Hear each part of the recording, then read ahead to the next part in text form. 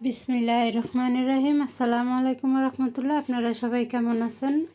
আশা করি অনেক ভালো আছেন। আমরা আল্লাহর রহমতে আপনাদের দোয়া ও ভালোবাসায় অনেক ভালো আছি, আলহামদুলিল্লাহ। আজ আবারও চলে আসলাম আপনাদের সামনে আরও একটা ভিডিও নিয়ে। আজ আমি কি রান্না করতেছি সেটাই আপনাদের সাথে একটু শেয়ার করলাম। তো আজকে আমি লইট্টা শুটকি রান্না করতেছি। শুটকিগুলার কাটা সব বেছে নিছি আগেই। তো এখন আমি শুটকিটা বসাই দিতেছি, ভাতও বসাই দিলাম। এই যে আমি শুটকির কাটা একদম আলাদা করে নিছি, শুটকিতে একটাও কাটা রাখি নাই। আর লইট্টা শুটকি সবসময় আমি কাটা ফেলে দেই, কাটা আগে থেকেই ফেলে দেই, নাহলে পুরা কাটা কাটা হয়ে যায় তরকারি। আর এটার সাথে একটা ছুরি শুটকিও ছিল, সেটাও দিয়ে দিছি। তো অনেক দিন পর শুটকি মানে ইয়াতে পলিতে ছিল, আমি দেখি নাই, আজকে পাইলাম, সেজন্য রান্না করে ফেললাম। কারণ এতদিন যদি জানতাম কোন দিনই রান্না করে খেয়ে ফেলতাম।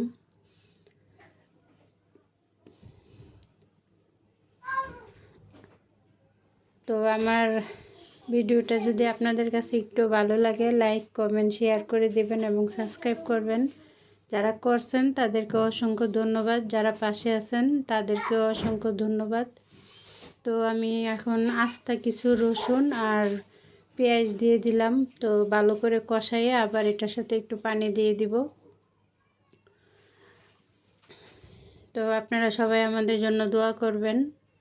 তো এই যে আমি পানি দিয়ে দিছি।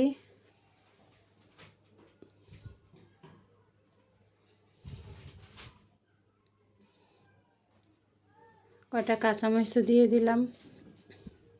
আর এভাবে অর্ধেকটা মানে কাঁচা পেঁয়াজ রসুন দিলে অনেক ভাল লাগে, সেজন্য আমি দিয়ে দিলাম।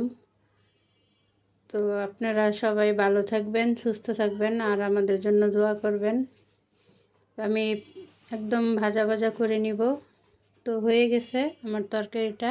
আপনারা সবাই ভালো থাকবেন, সুস্থ থাকবেন, আমাদের জন্য দোয়া করবেন। আজকের মতো এখানেই শেষ করব। আসসালামু আলাইকুম রহমতুল্লাহ।